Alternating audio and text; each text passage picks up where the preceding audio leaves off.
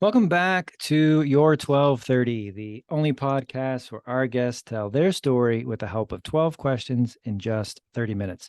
I'm your host, Mike Solitro, and we are thrilled to be joined by Lauren St. George.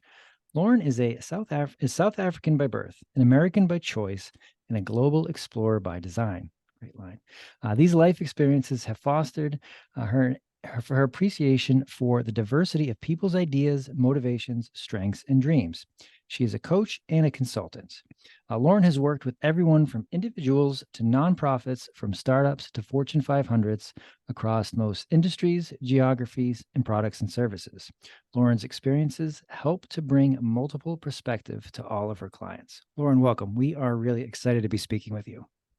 Thank you for having me. Of course.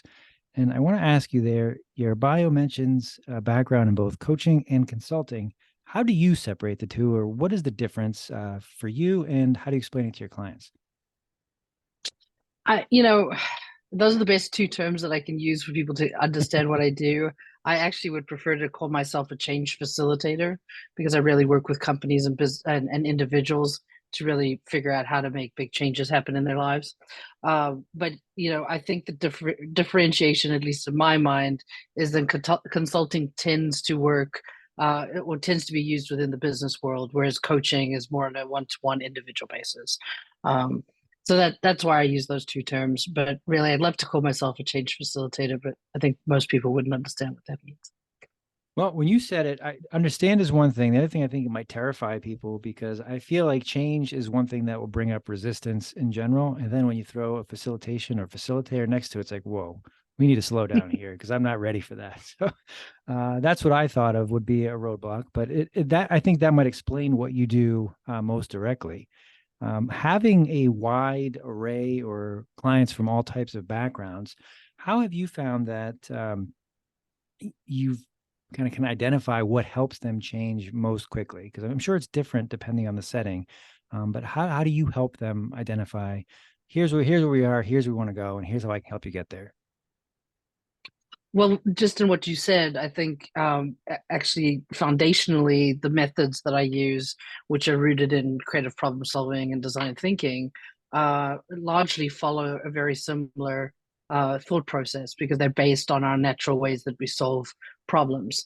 And so I think it does, whether you're working with a business or an individual, it is about really visioning what does that future look like, and really deciding, well, are we talking 1, 3, 5, 10 years down the road? And then stepping back and going, now that we know what that future looks like, where we'd like to get to, um, let's look at those roadblocks that are preventing us from getting there.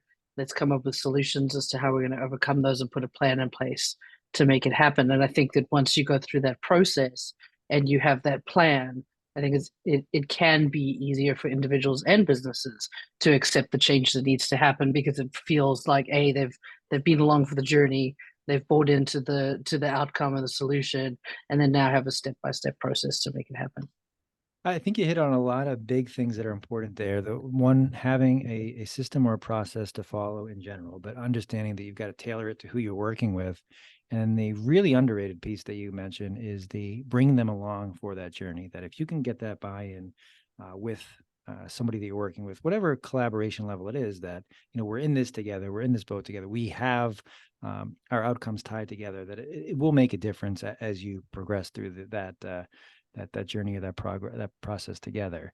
How are you able, whether it's talking about past successes or relating it to their situation, how have you been able to to keep this metaphor going, have people jump in the boat with you? I think it's about the foundation of everything I do is creativity, and it's helping to solve those big challenges with new and novel ideas. But to get people to jump in the boat, I think they have to feel like they're part of the process and that they're co-creating with you. So I honestly believe that one of the fundamental principles to creativity and problem solving is to co-create that solution together. And so I think when you, as a business especially, are bringing the right people into the room, you're asking the right questions, and you're going through that process together. You're getting the buy-in, you're getting alignment, and that helps then lead to kind of the change management that you then have to go through in order to roll it out to the rest of the company. So as you describe this, this is working through challenging situations, problems, opportunities, whatever you like to call them, with your clients, with your collaborators. So not necessarily easy work, kind of difficult or heavy lifting. How did you figure out that you were good at this and this is what you wanted to do? That's a great question. I think it's become a culmination of my history to this point. I started off in marketing and branding, had a creative agency for a number of years, and then we found a good niche working with innovation teams within the companies that were our clients, and helping to bring ideas to life. There was one particular group within Coca-Cola that were tasked with doing a very similar process, and we were helping to kind of sell it within the company, and it really piqued my interest, and that led me to do my master's degree. So it's been a journey, but I think throughout the sort of the three things that have been constant for me have been um, really storytelling and learning how to package things up well, asking great questions and deep listening. And I think that certainly the asking great questions and deep listening are, again, I think, principles to creativity, but they've been a part of my career up until now, and I think that it's something I do well because I've done it most of my career. I find people telling me things in shopping malls and elevators, and so there's something about me that helps people, I think, feel safe and share. So it's kind of led to where I am. I love that answer. And I want to follow up on a couple different things. I'm going to do my best to follow up on each of them. But I want to start with the storytelling part. What makes a great story, or how can we tell better stories? We can tell better stories by understanding who our audience is. Oftentimes, I think, again, especially in the business world, we tend to companies tend to come in and go, "This is what we can do for you. Here are all the bells and whistles. Buy this product." But I think if you step back and you really look at who's our audience, what are their pain points, what kind of solutions are they looking for, and we tell the story from that perspective, we're already telling a much better story. So I think that would be, again, the thing that I would root everything in is who's the audience, and what kind of story that do they need to hear. And that makes sense. And that ties to the second piece I wanted to ask you about the being able to identify and ask great questions. And I think that goes hand in hand with being able to listen and figure out what makes sense to follow up on or follow up with.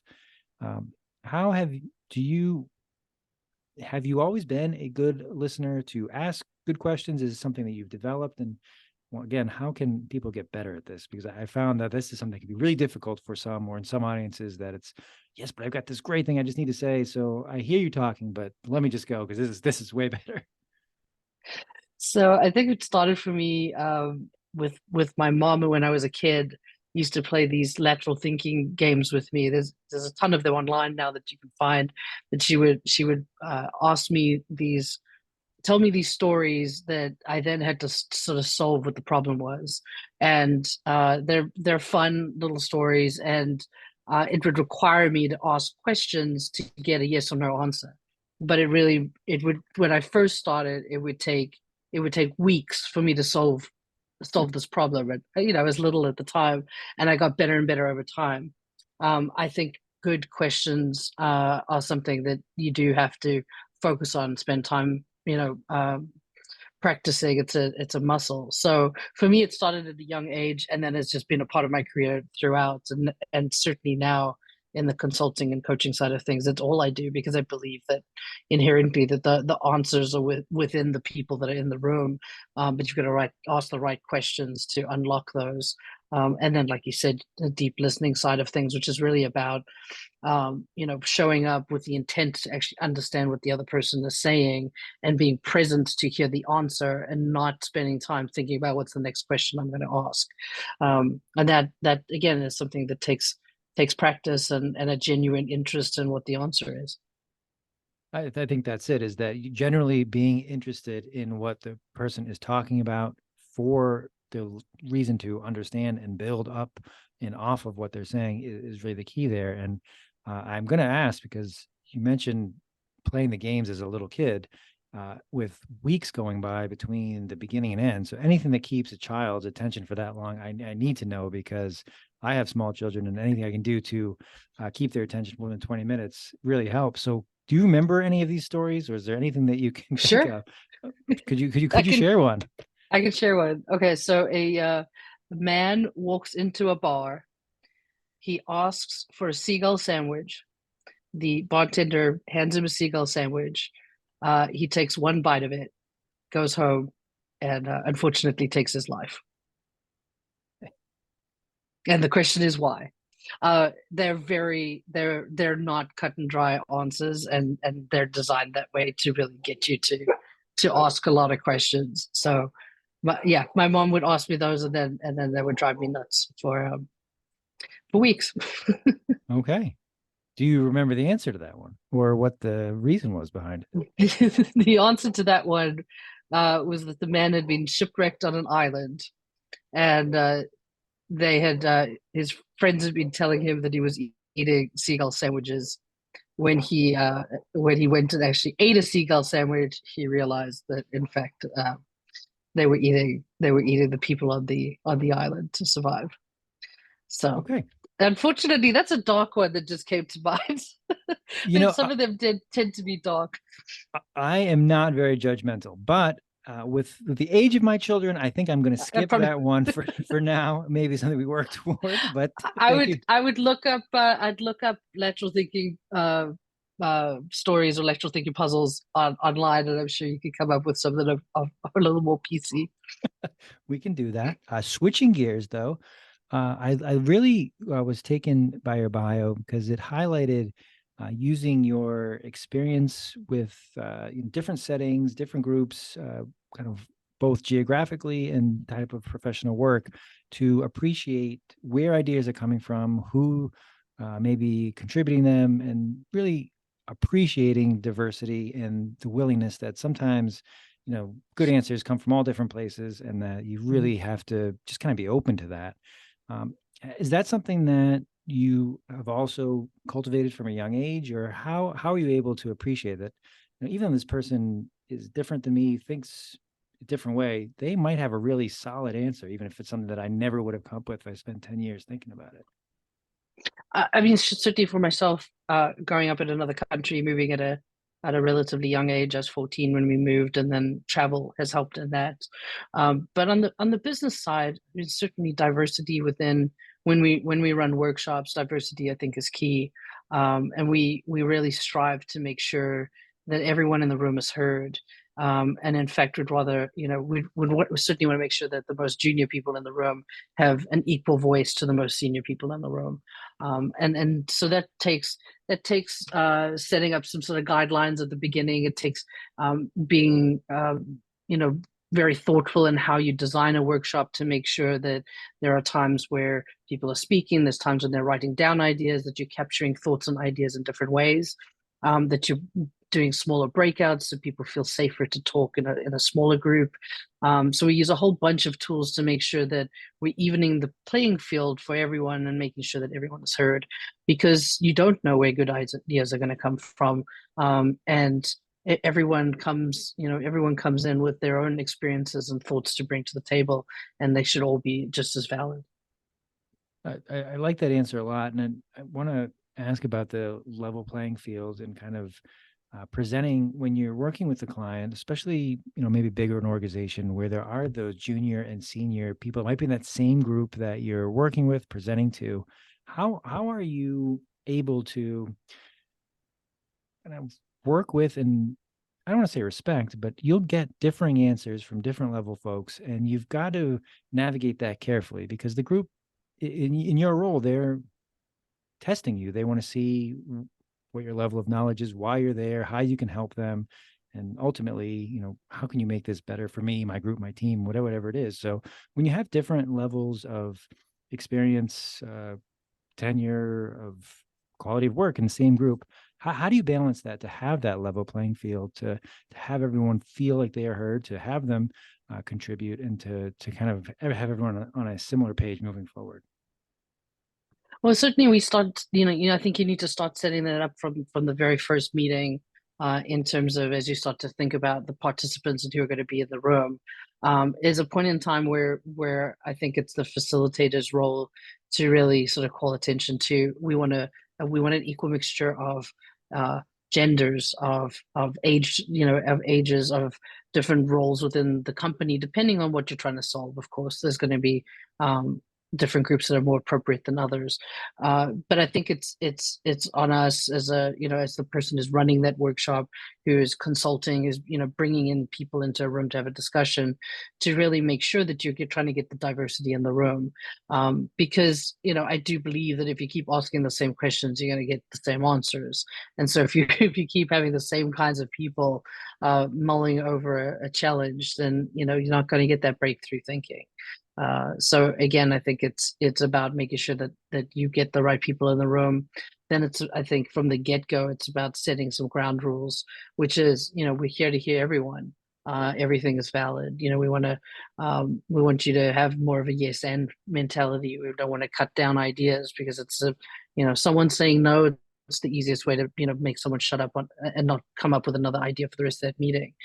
So we really want to foster this kind of like build on each other's ideas. We can always rein an idea in. It's a lot harder to make it bigger.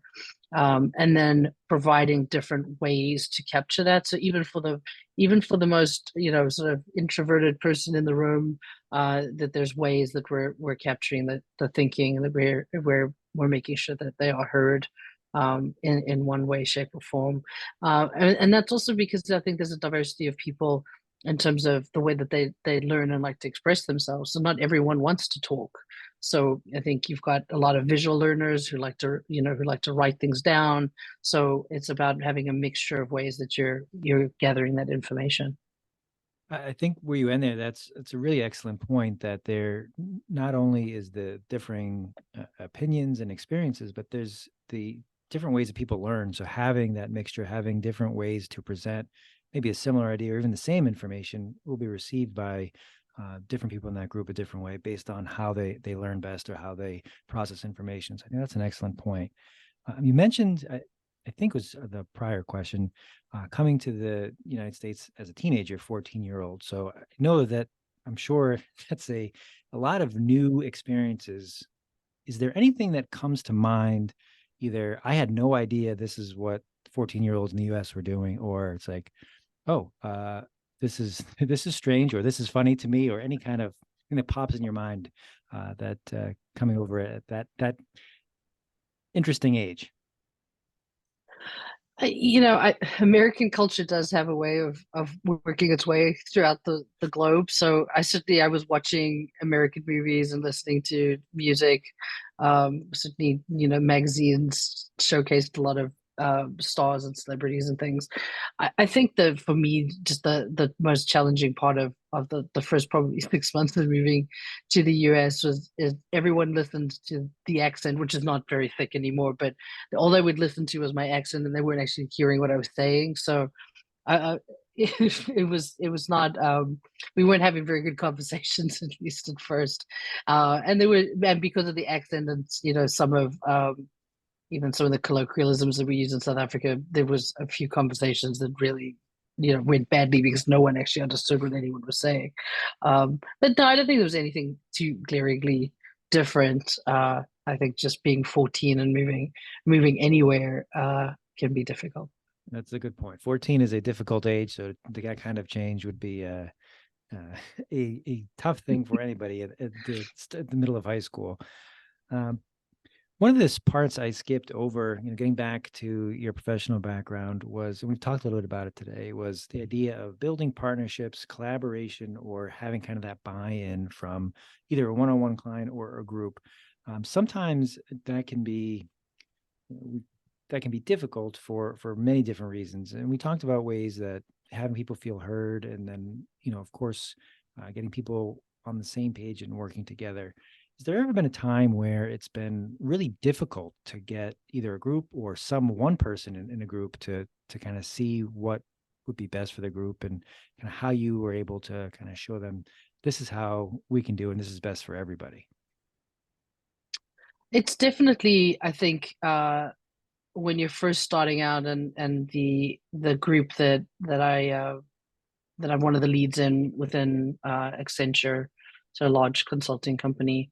Um, when we first started out, we were, kind of a new function, and we had to win people over to really kind of understand what we did. So yeah, there's definitely, it's hard when you don't have a track record, right? When you've got examples, when you've got testimonials, when you've got case studies, when you've got those sorts of things, I think it's easier to win people over because you can show evidence that your process works. I think it's the hardest when you're first starting out with anything new, a new company, a new team, to win people over. And yeah, you're always going to have those naysayers, all those people that you're going to have to win over. And I think, ultimately the way you do it is by providing the most value possible, convincing them to kind of take that journey with you, even if they're a little not, they're unsure of whether this is what they should be doing with their time. And then just making sure you blow them away with a great product. So, I think you're likely to, it's just going to happen, especially in bigger companies, that you're going to come across someone who's like, I'm not, it's a little skeptical about a new approach to doing things. As long as you can get the majority of people on board, they'll kind of begrudgingly come along.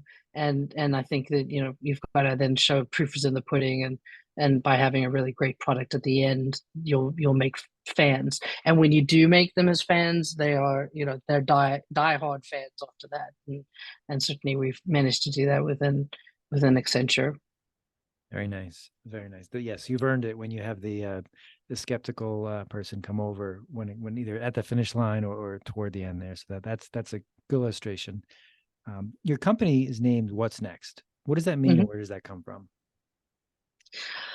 So what's next is more the coaching side of what I do, and it's working with individuals, and it really is taking the methodologies that I use in the business world and bringing them to individuals to really help them figure out what they want to do next in their life. So it's a pretty literal name for a company, but it is about really helping.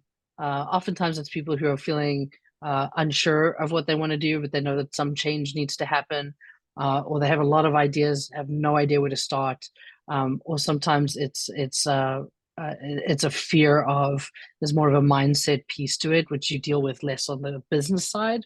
But there is a mindset piece that is preventing them from taking that first step. And so, what's next is really looking to what's that next chapter. And oftentimes for people who are feeling stuck, it's getting them to a point where they'll do something.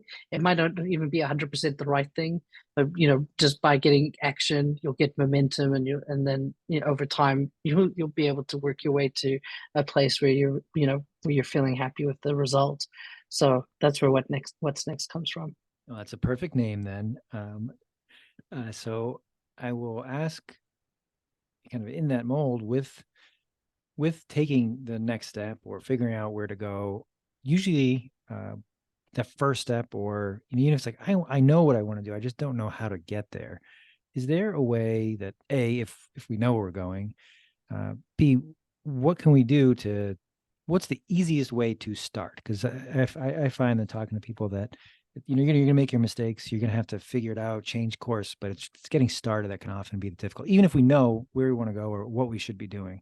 Is there a way that you can suggest to our listeners of how to get started on that next thing?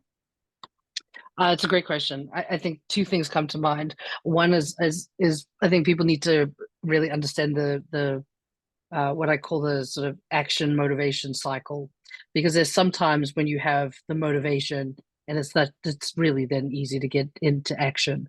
But when you have a need to do action, but you don't have motivation, is when you have to force yourself, right? It is easier to sit on the couch eating, chips and watching Netflix than getting up and going to the gym. We have to, at some point, have to force ourselves, and then the more you do that, motivation will come from that. So that, I think, is one side of it, is that there are some times where you just have to force yourself to do something. But I think in those times when you need to force yourself to do something, or even when you know what you want to do, I think the best place to start is by choosing your first step to be something that you can do in less than 2 minutes. Because what you want to do is you want to set yourself up for success. So if it is a simple thing that you can do within 2 minutes, you can check it off the list. You can feel good about it. You've done a first step. the next day, you'll do something that takes a little longer. So again, in that metaphor of that example of getting off the couch and going to the gym, your 2 minute thing might be finding your running shoes and getting those out. It could be Googling where the closest gym is and phoning to, get an appointment or sign up for membership. Whatever the 2 minute thing is to feel accomplished. And then as you do those small steps, the next piece of it is really celebrating the small wins. We get so focused on that big end goal that we oftentimes forget to keep track of the progress and celebrate the wins. And then we get to this point where we're like, oh, I don't feel like I've been making any progress, or I feel like I've fallen backwards, and I'm just going to give up. So I think the more we track things and measure things, and reward ourselves and celebrate along the way, again, you'll keep that motivation up and going. I can't hit on all the things I love in that answer, but the two I definitely want to mention, the celebrating the small wins is super important because change is hard. Figuring out what's next is difficult. So if you just have that finish line, or that this is where I want to be in 2, 5, 10 years, after some amount of time, you're going to feel beaten down, or you're going to take a wrong turn. And if you haven't acknowledged that, hey, I've gotten somewhere, or I did something that's positive and I want to celebrate it, it makes it that much harder. And that's the second piece, that action motivation. I think that's a great way to think of it, that the motivation level is what fuels the action. The action will build your motivation. They kind of work off each other. So it's get the ball rolling, and then once it's moving, it's a lot easier to keep it in motion. So love that answer. Mhm. Absolutely. As I look, we are somehow already at time. What's a question I didn't ask you tonight, Lauren, that I probably should have? Oh, that's a good question.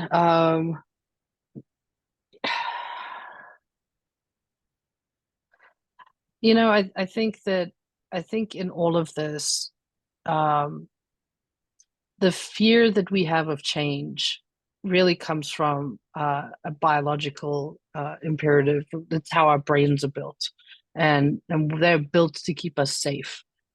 So because of that, and we're not necessarily being chased by woolly mammoths anymore, new ideas, the idea of change can be seen as something as threatening.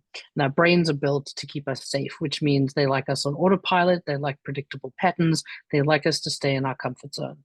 I really believe that understanding how your brain works becomes a tool that's going to help you to make the change, or to reach the success that you're looking for.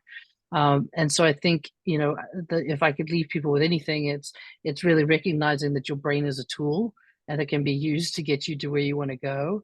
And so when things like that imposter syndrome or that naysayer in your head pops up and goes, that's not a good idea, or you're going to fail, it's just your brain trying to keep you safe and comfortable.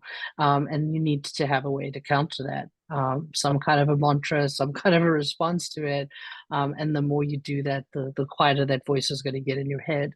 So yeah, that would be sort of an area that I think is really interesting, and we could certainly have a much longer conversation about. But using your brain as a tool to get you to where you want to go. That's awesome advice, especially the idea that that's the limiting factor. The imposter syndrome is in your mind, and you need to be able to identify and combat it, or else it's going to be almost an impossible obstacle to get past. So, excellent point. Where can our listeners find you? Where can they learn more if they'd like to? My website is answerwhatsnext.com, and you can find me there. You can book a call with me. You can sign up for my weekly newsletter if you want some tools and inspiration on a weekly basis. Excellent. So we will post that. Lauren, thank you so much for joining us. This has been a lot of fun. Thank you.